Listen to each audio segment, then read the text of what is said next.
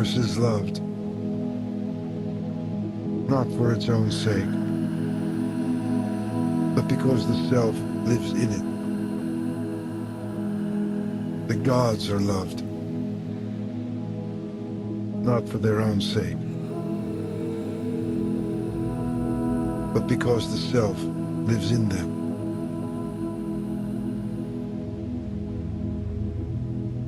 Creatures are loved, not for their own sake, but because the self lives in them.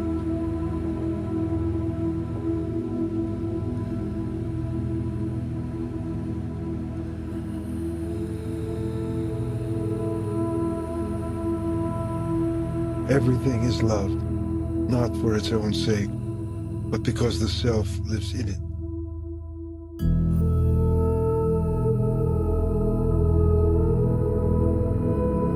This self has to be realized. Hear about this self and meditate upon him.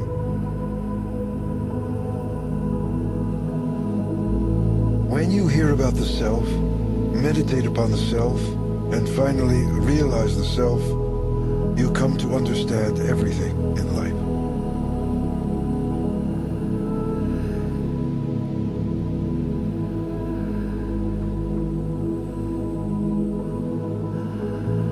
The universe confuses those who regard it as separate from the self.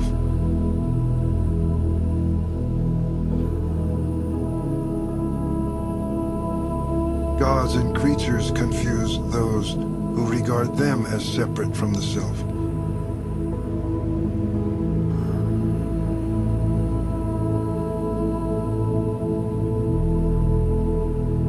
Everything confuses those who regard things as separate from the self.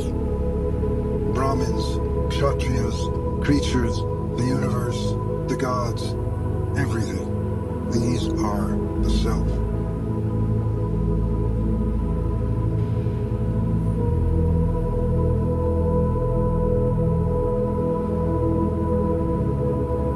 As clouds of smoke arise from a fire laid with damp fuel, even so, from the Supreme have issued forth all the Vedas, history, arts, sciences, poetry, aphorisms, and commentaries. All these are the breath of the Supreme. As there can be no water without the sea, no touch without the skin, no smell without the nose, no taste without the tongue, no form without the eye, no sound without the ear, no work without hands, no walking without feet,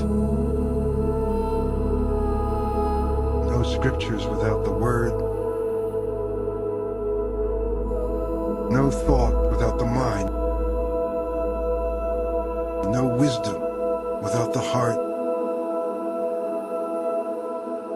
So there can be nothing without the self. Resting in that, you lose the world. And realizing that now my quiet spaciousness is still present, that it's still empty, clear, quiet.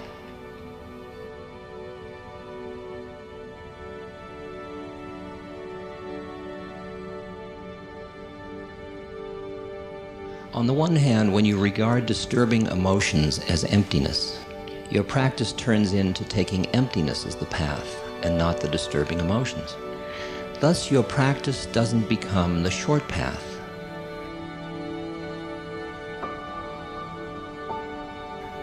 On the other hand, if you indulge in the disturbing emotions, thinking they are something concrete, it's like eating a poisonous plant and is the cause which binds you to samsara.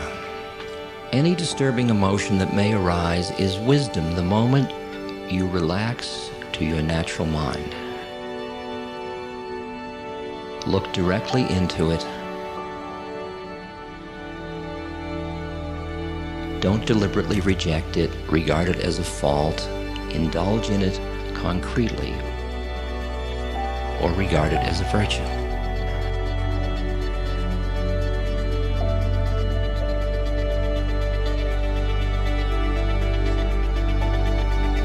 The more I live my life tuning to Dharma, attempt to live life dharmically, live my life and see it becoming more dharmic, certain words come through really strongly, like the word balance and the word patience. I see myself going through life in which phenomena appear, and some of them captivate me immensely, and my awareness goes into a thought relationship to that particular phenomenon. And at that moment, I lose some balance. I lose the spacious ground in which that phenomena exists. And then sometimes I keep letting go of thoughts, letting go of thoughts, letting go of thoughts, until there is just awareness. Resting in that, you lose the world.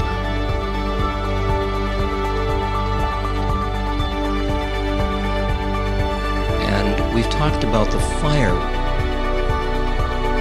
Which fires purify and which fires burn. At different moments, one fire that would burn at one moment later will purify. Depends on how ego involved or how invested you are in the particular phenomenon as it arises.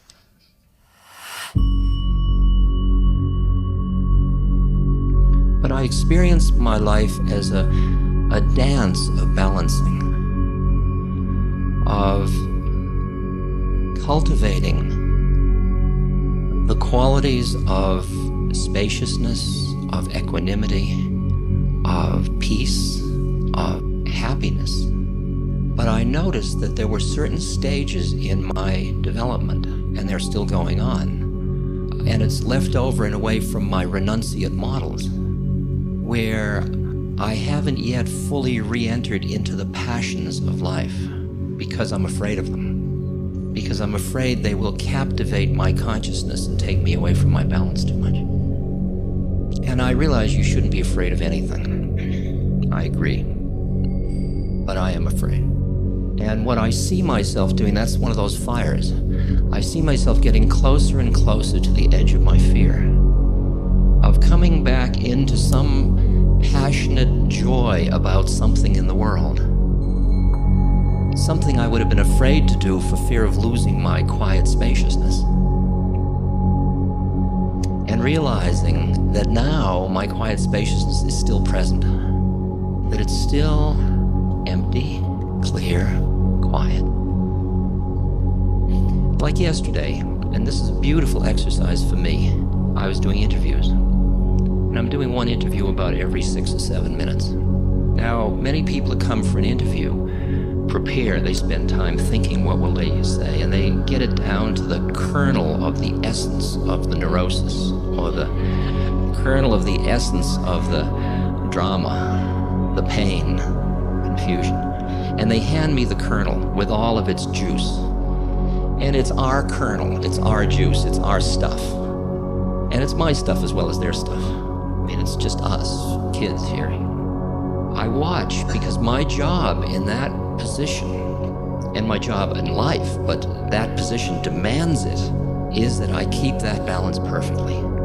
That at that moment, if I don't open my heart to the fullness of what that individual's pain or essence problem is, what they experience is that I'm not hearing them, that I don't understand, that they're alone inside their predicament.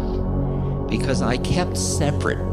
I didn't allow my empathy, the passions that my empathy would engage, I didn't allow it to occur. So I open myself, and sometimes my heart breaks because a person's predicament is a heartbreaker. But then the other part of me is constantly coming back into the sky,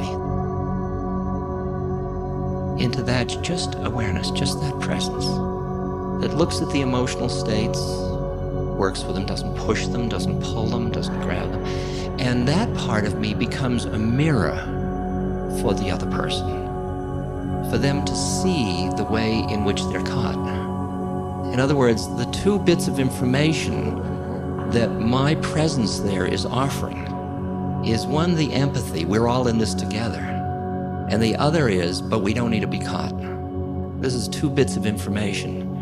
And I realize now more and more that what we offer each other as human beings, we offer each other an environment. And that exercise is keeping me in the environment of that balance, so that I'm an environment where if that other person wants to come out and play from the pain and the suffering, here I am. And if they're in the pain and suffering, here I am. But there's nothing in me that's keeping them stuck in the pain and suffering. And there's nothing in me demanding they come out. And that's the interesting one. It's the interesting one about morality regarding other human beings' consciousness.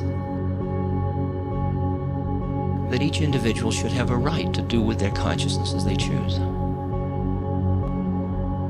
And that's what a free system should allow. It's amazing how we don't do that in our society. But now I can see it. I see it particularly, for example, in the way in working with people that are approaching death.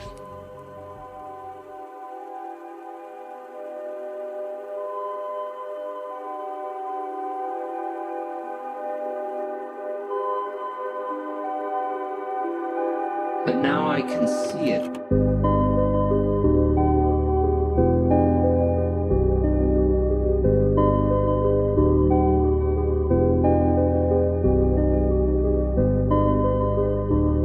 It is up to the most conscious person in a relationship to create this space where the relationship can grow. And at that moment, don't prolong the past. Don't invite the future. Don't alter your innate wakefulness. Don't fear appearances. It's nothing more than that.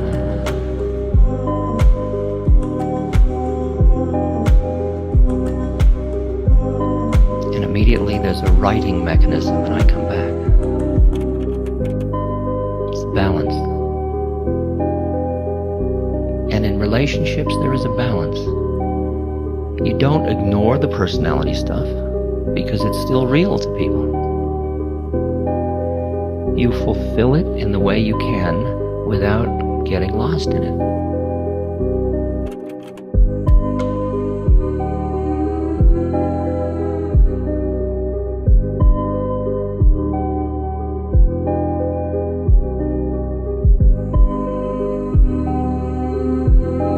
Balance. And in relationships, there is a balance.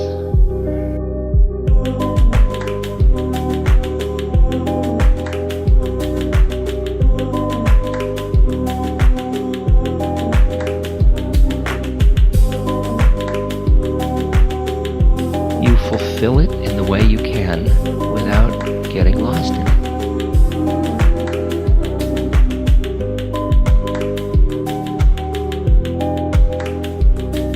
If that other person wants to come out and play from the pain and the suffering, here I am.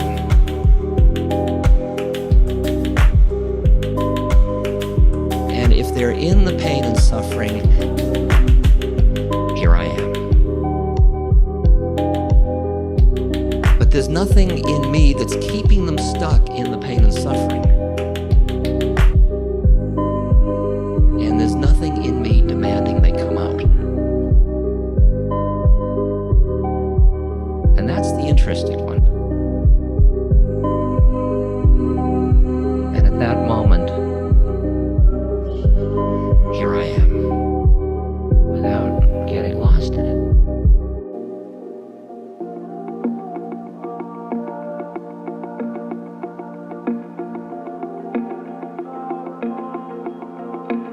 The separate self dissolves in the sea of pure consciousness, infinite and immortal. Separateness arises from identifying the self with the body, which is made up of the elements. When this physical identification dissolves, there can be no more separate self. This is what I want to tell you, beloved. Maitreyi, I am bewildered, Blessed One, when you say there is then no separate self.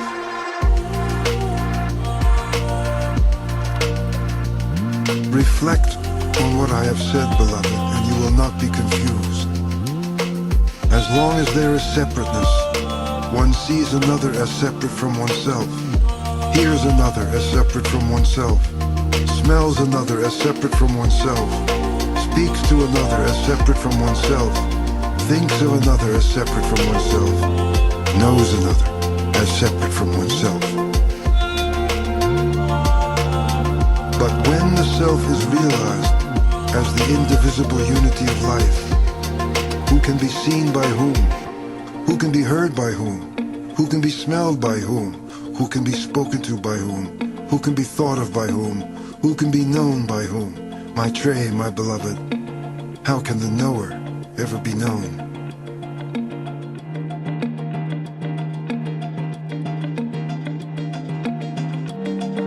King Janaka of Vidya once performed a lavish sacrifice and distributed many gifts. Many wise men from Kuru and Panchala attended the ceremony, and Janaka wanted to know who was the wisest among them.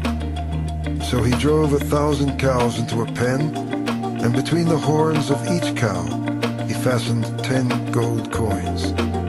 Then he said, "Venerable Brahmins, these cows are for the wisest one among you. Let him take them away." None of the other Brahmins dared to speak, but Yagnavalkya said to his pupil Samashrava, "Son, you can drive these cows home." "Hero of seers," his pupil exclaimed joyfully, and he drove them home. The other Brahmins were furious. How presumptuous, they shouted. And Ashvala, the royal priest, asked, "Yagnavalkya, do you really believe you are the wisest of those assembled here?" Yagnavalkya replied, "I salute the wisest, but I want those cows."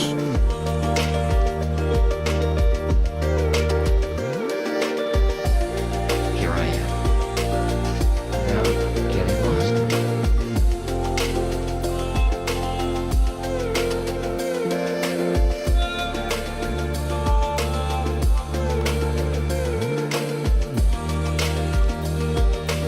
Then Gargi, daughter of Vachaknu, said, "Venerable Brahmins, I shall ask Yagnavalkya only 2 questions. If he answers them well, no one here can defeat him in a spiritual debate." "Ask, Gargi," the sage replied. "Yagnavalkya, as a warrior from Kashi or Videha arises with bow and arrow to fell his opponent, I rise to fell you with 2 questions." Ask them, Gargi. Ask them. That which is above heaven and below the earth, which is also between heaven and earth, which is the same through past, present, and future, in what is that woven warp and woof? Tell me, Yagnavalkya. Yagnavalkya. That which is above heaven and below earth, which is also between heaven and earth, which is the same through the past, present, and future, that is woven, warp, and woof in space. Gargi. My first question is answered well. Now for my second question. Ask, Gargi. In what is space itself woven, warp, and woof? Tell me, Yagnavalkya. Yagnavalkya. The sages call it Akshara, the imperishable. It is neither big nor small, neither long nor short, neither hot nor cold, neither bright nor dark, neither air nor space. It is without attachment, without taste, smell, or touch, without eyes, ears, tongue, mouth, breath, or mind. without movement, without limitation, without inside or outside. It consumes nothing, and nothing consumes it.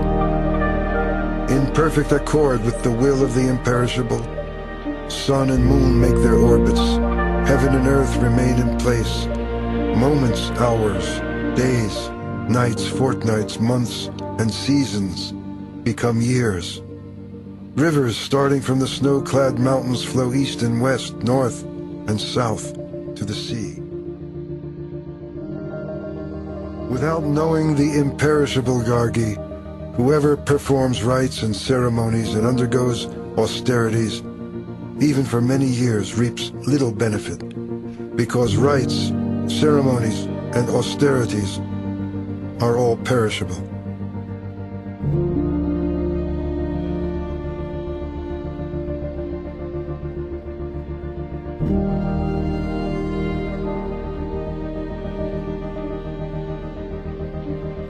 Whosoever dies without knowing the imperishable dies in a pitiable state. But those who know the imperishable attain immortality when the body is shed at death.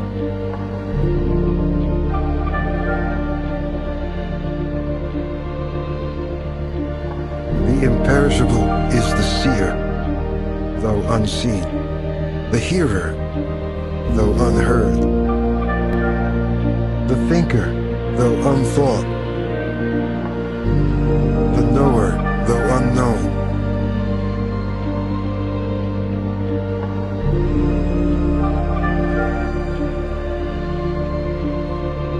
Nothing other than the imperishable can see, hear, think, or know.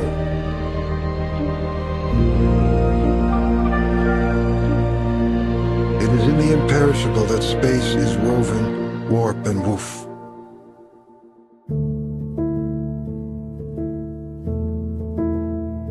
I like the image of the man in a rowboat rowing through the fog.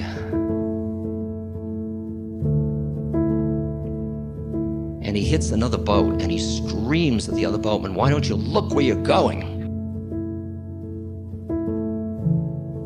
And the fog clears for a moment and there's nobody in the other boat. It was just floating. And you're left with... Because at that moment the plane of consciousness shifted. There was nobody there. Well, imagine there isn't anybody anywhere. There's only one of us. There's just awareness. There's nobody. Who do you talk to? Can you and I enter into a dialogue knowing neither of us are real? Can we have needs without really thinking of them as who we are, where we're living? It seems to me that we come together through roles, through personality structures, through all these things. These are the vehicles through which we meet. These are the vehicles.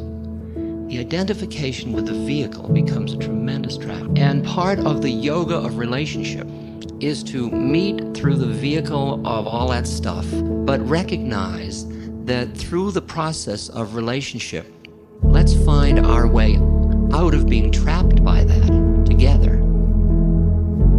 You help me and I'll help you. So that we can be in the roles in a kind of celebratory, free, playful way.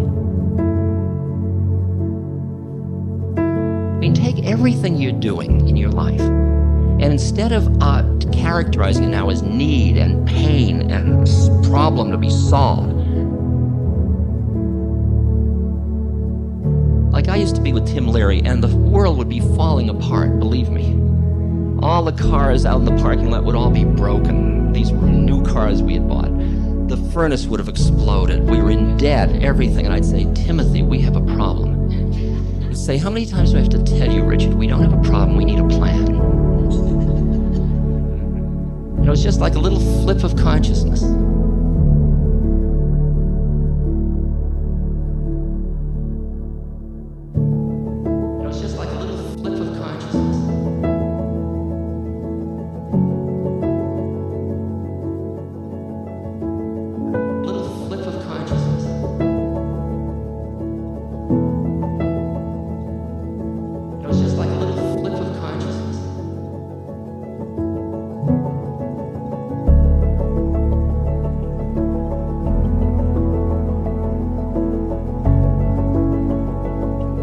left with...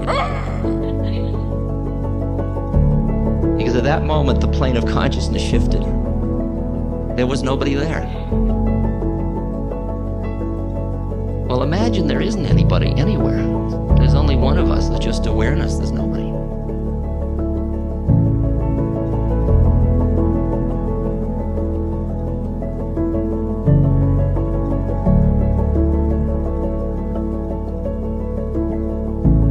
Who do you talk to?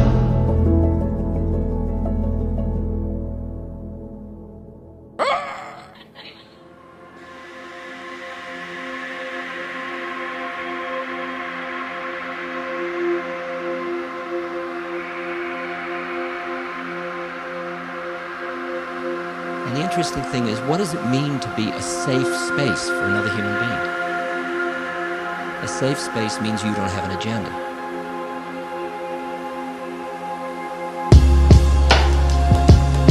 But we have this tendency to have a model because we're trying to justify the way we're living our lives. So to me, that word balance is a really key issue. I mean, there are so many little balances we work with. The balance between the kind of intuitive heart and the thinking mind. As you get too much thinking, the energy goes up and there's a whole contraction in the system around thinking. And there's a tendency in the spiritual journey to denigrate thinking, to denigrate intellect, to denigrate analytic mind. The intellect be the highest power that we have. And now as we're shifting the balance,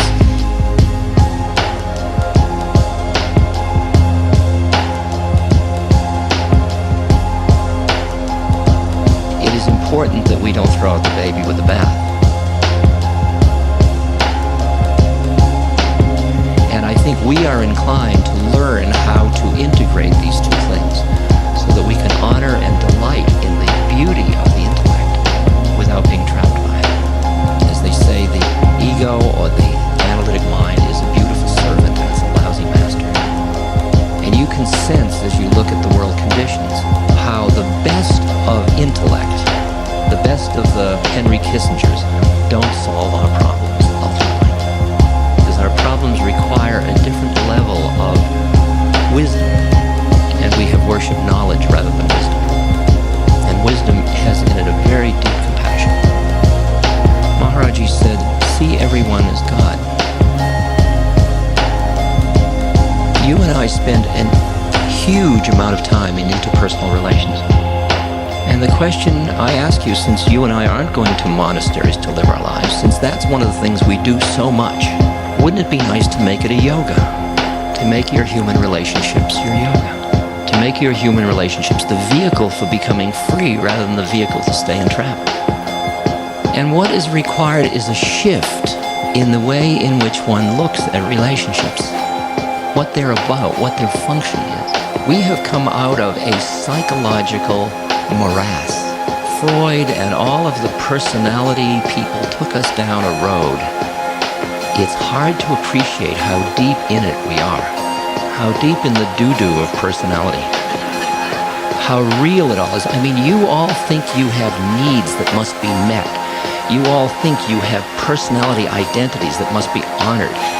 And even as I say that, I can feel you get tight, defending your right to have those things. We'll wait, there's no rush. When you finish that trip, we'll still be here.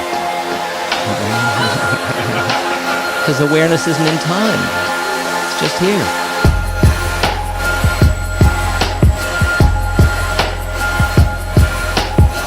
You want to enjoy your neurosis? Enjoy.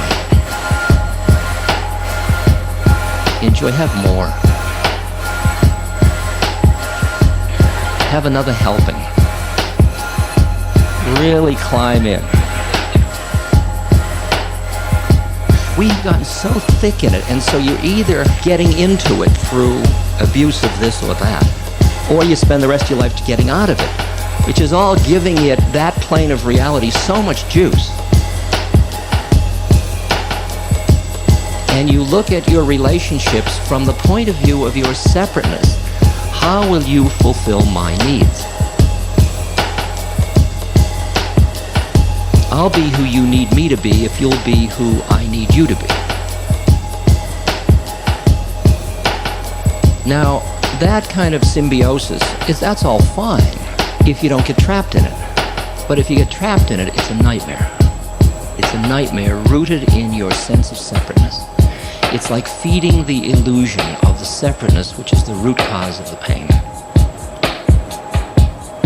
So if the game is to be happy, the question is whether fulfilling your needs makes you happy, and whether fulfilling your needs makes you any happier than not fulfilling your needs. It's an interesting one. It does for the moment, there's no doubt about it. But if you notice that when you live on the realm of needs, the minute one is done, another one appears.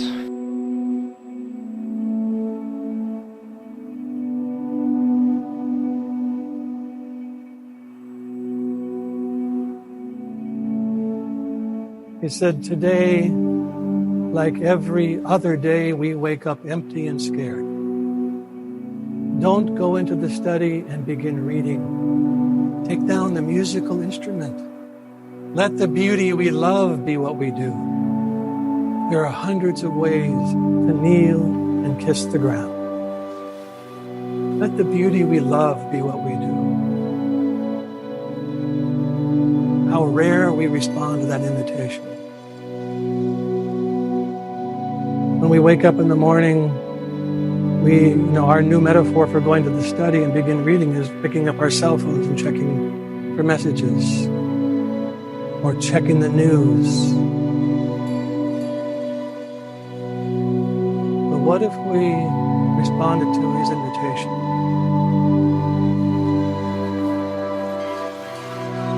The beauty we love be what we do.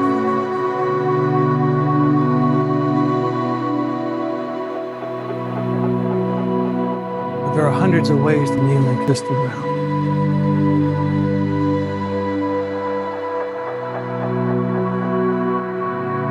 The beauty we love starts our day. And we get this feeling that this is how it was meant to be. That we were meant to sing together.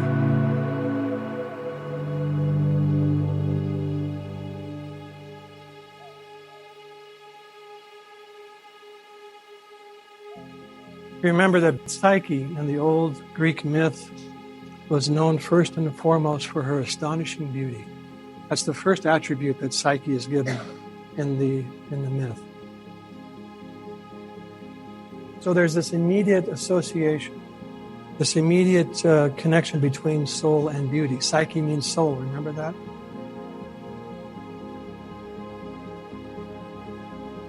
So if Psyche is known for her beauty, soul must have some affiliation, some connection to beauty as a trait, as a characteristic of its being.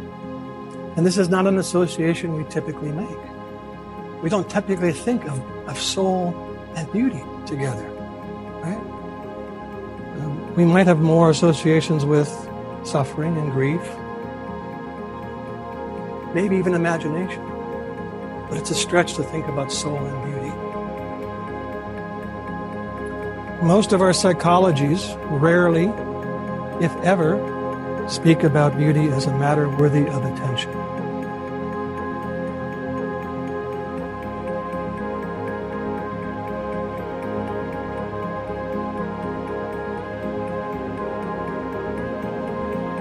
The Navajo have their entire cosmology is based on a concept called Hosho, H-O-Z-H-O, Hosho, which means beauty. And that everything, their healings, their rituals, their justice, everything is based on whether or not it produces beauty. That's their primary attention, that's their primary concern. The Balinese, very similar. I remember Martín Prechtel talking about the Mayan culture, and that one of their responsibilities of human beings is to be as elaborately beautiful as possible to please the gods, and to practice eloquence as a way of attracting spirit. So that's gorgeous.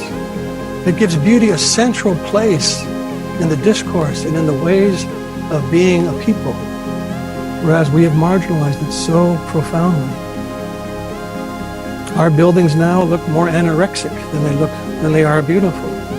They're lean. There's no lusciousness to them. Of all of psychology's sins, the most mortal is its neglect of beauty. The mortal sin was unforgivable. So here's psychology committing this mortal sin of neglecting beauty. The sin of deadening. This is the primary sin it's the sin of deadening.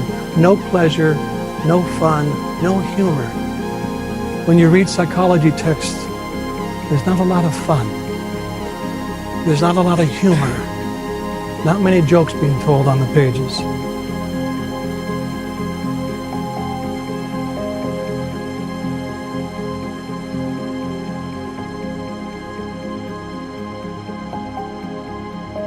That what the soul longs for are the primary satisfactions, the things that evolved with us over hundreds of thousands of years. And beauty is at the heart of those primary satisfactions. It's one of the core things that we require, that we need. And without that, we end up going towards secondary satisfactions. It is not a luxury that we attend to the issue of beauty. It is a central need of the soul.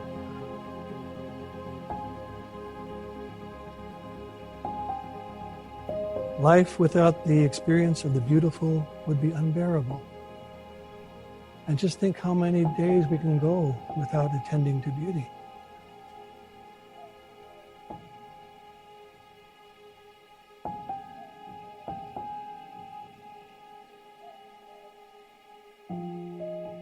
One of the things I want to just put out for us to hold tonight is that we even need to imagine our own lives as possessing beauty.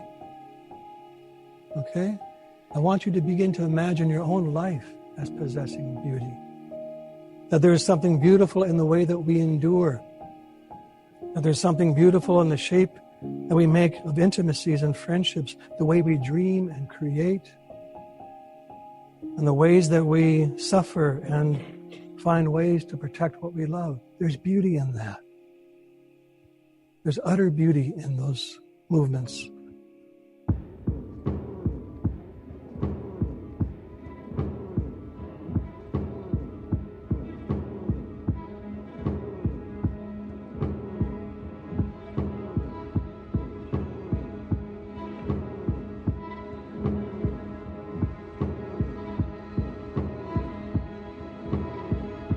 There's beauty in that.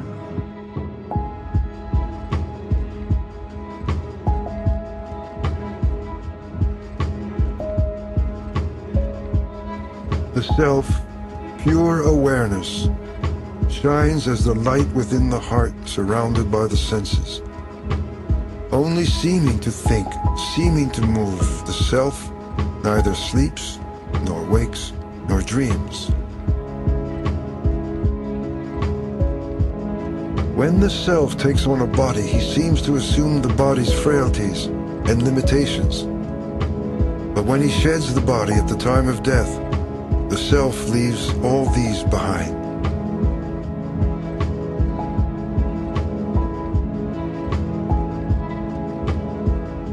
The human being has two states of consciousness, one in this world, the other in the next. But there is a third state between them, not unlike the world of dreams, in which we are aware of both worlds, with their sorrows and joys.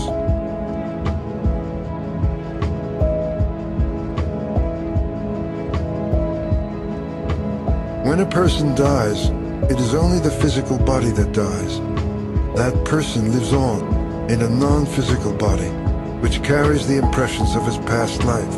It is these impressions that determine his next life. In this intermediate state, he makes and dissolves impressions by the light of the self. In that third state of consciousness, there are no chariots, no horses drawing them or roads on which to travel, but he makes up his own chariots, horses, and roads. In that state, there are no joys or pleasures, but he makes up his own joys and pleasures. In that state there are no lotus ponds, no lakes, no rivers, but he makes up his own lotus ponds, lakes, and rivers. It is he who makes up all these from the impressions of his past or waking life. It is said of these states of consciousness that in the dreaming state when one is sleeping, the shining self who never dreams, who is ever awake, watches by his own light the dreams woven out of past deeds and present desires. In the dreaming state when one is sleeping, the shining self keeps the body alive with the vital force of prana and wanders wherever he wills. In the dreaming state, when one is sleeping, the shining self assumes many forms, eats with friends, indulges in sex, sees fearsome spectacles. But he is not affected by anything, because he is detached and free.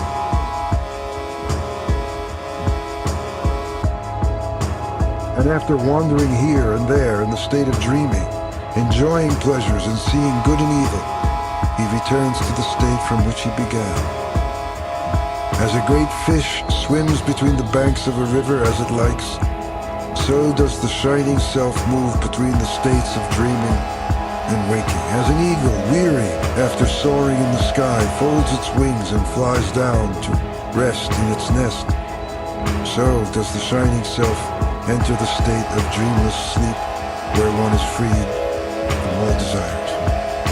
The self is free from desire, free from evil, free from fear. As a man in the arms of his beloved is not aware of what is without and what is within, so a person in union with the self is not aware of what is without and what is within, for in that unitive state all desires find their perfect fulfillment. There is no other desire that needs to be fulfilled, and one goes beyond sorrow. In that unitive state, there is neither father nor mother, neither worlds nor gods, nor even scriptures. In that state, there is neither thief nor slayer, neither low caste nor high, neither monk nor ascetic. The self is beyond good and evil, beyond all the suffering of the human heart.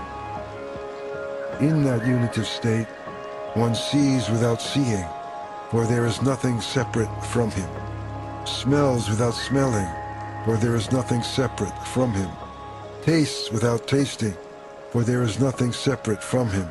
Speaks without speaking, for there is nothing separate from him. Hears without hearing, for there is nothing separate from him. Touches without touching, for there is nothing separate from him. Thinks without thinking, for there is nothing separate from him. Knows without knowing, for there is nothing separate from him. Where there is separateness, one sees another, smells another, tastes another, speaks to another, hears another, touches another, thinks of another, knows another. But where there is unity, one without a second, that is the world of Brahman. This is the supreme goal of life, the supreme treasure, the supreme joy.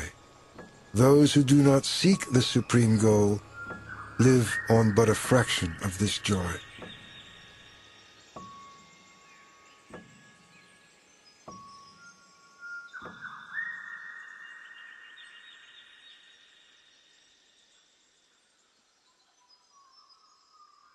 Resting in that, you lose the world.